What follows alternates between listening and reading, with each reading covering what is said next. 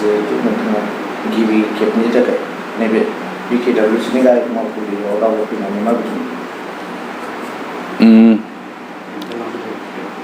Bodoland welfare autonomous council बियो बर'फोरनि बेखौ बिटिसि ओनसोलनि बाहेरायाव थानाय बर'फोरनि नाजानायनि फिथाइ बेखौ थांनाय आसलते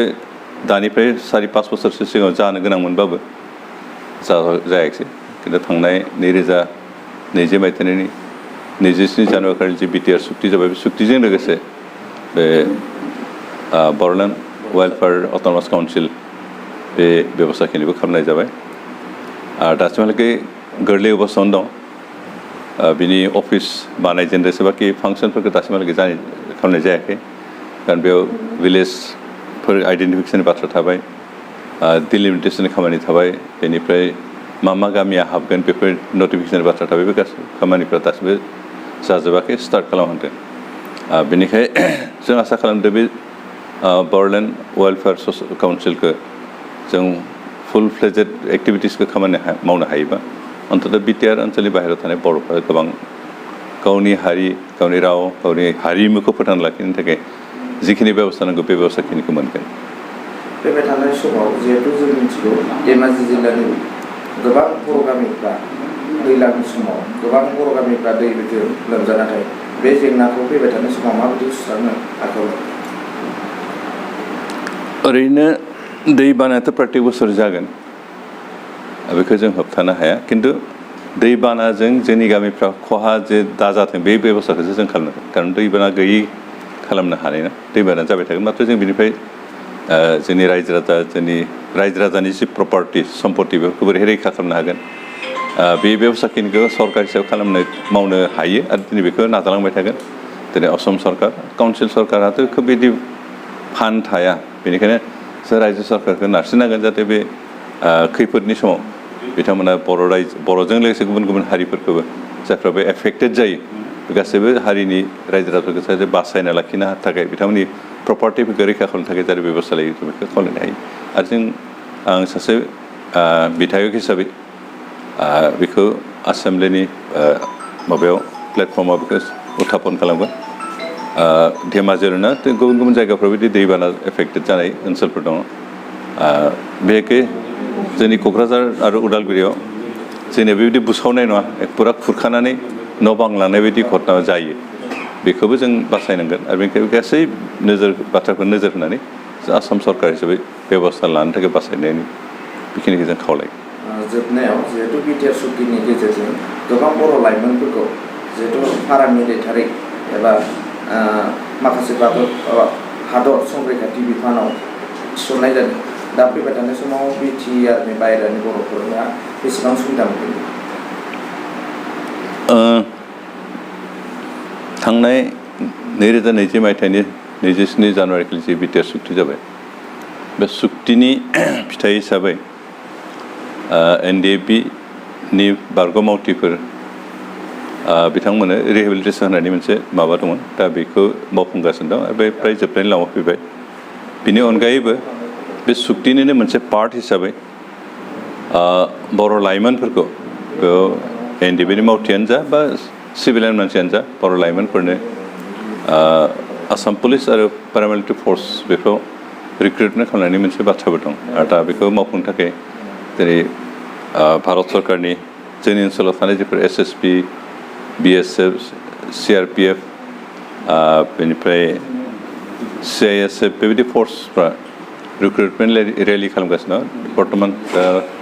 बिटिआर ओनसोलनि 4 जिल्लायाव बेखौ खालामबाय आरो बिटिआरनि बाहेराव दिनै धेमाजि सनितपुर आरो लखिमपुर बेनिफ्राय बिश्वनाथ जिल्ला बे 4 जिल्लायावबो खालामनायनि मोनसे लाहार फाहार खालामदों आरो बेखौ खालामगोन आरो बेबायदि खालामनायनि गेजेरजों जों बेखौनो आसा खालामदों जे जायफोर एनडिएफबिनि केडारा जायफ्रा बैसो दङ क्वालिफिकेसन दं बिथांमोनाबो बेयाव पार्ट लानो हागोन आरो जेसेबां बर' सिभिलियान अन्तत मिनिमाम मेट्रिकुलेट बेबायदि सेंग्राफ्रा बैसोआ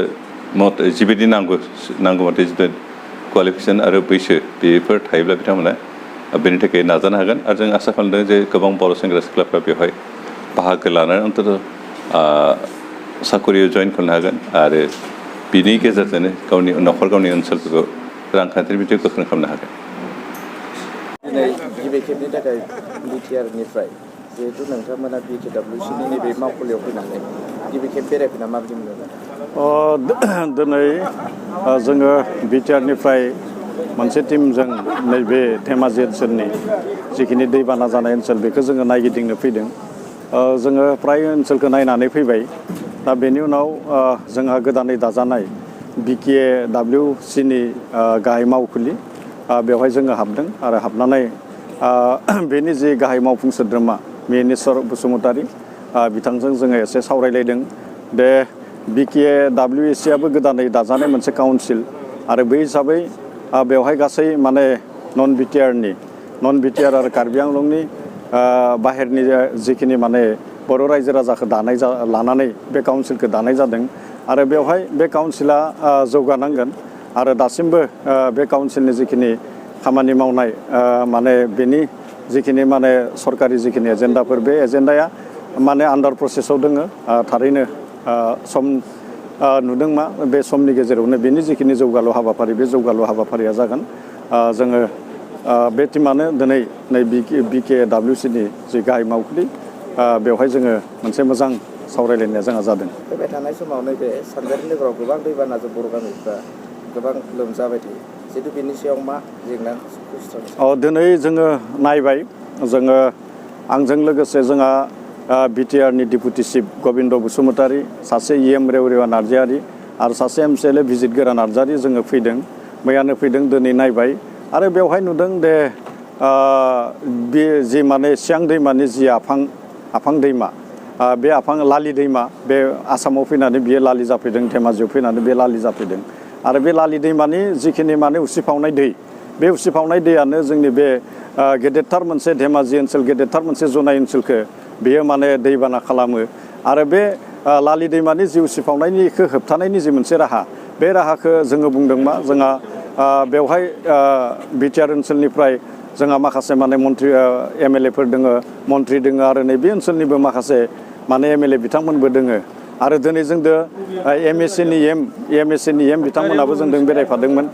MSCनि EM बिथांमोनाबो जोंदों बेरायफादोंमोन आरो बिथांमोना जि मोनसे परिकल्पना बिथांमोननि जि मोनसे थांखि बे थांखिखौ जोंनो फोरमायदो। बे लालि दैमानि सेराव दा लालि दैमायाव बिथांमोना एंबेंमेन्ट कामजि रड बे बानायनायनि बाथ्राखौ बुंदों आरो बेखौ जोङो जायगा नुदोंबो आरो बेखौ जुदि बानायोब्ला नैबे एन्टायार माने जनाय ओनसोल आरो धेमाजि ओनसोलाव बे दैबानानि जि मोनसे जेंना बियो जोबस्रांगोन।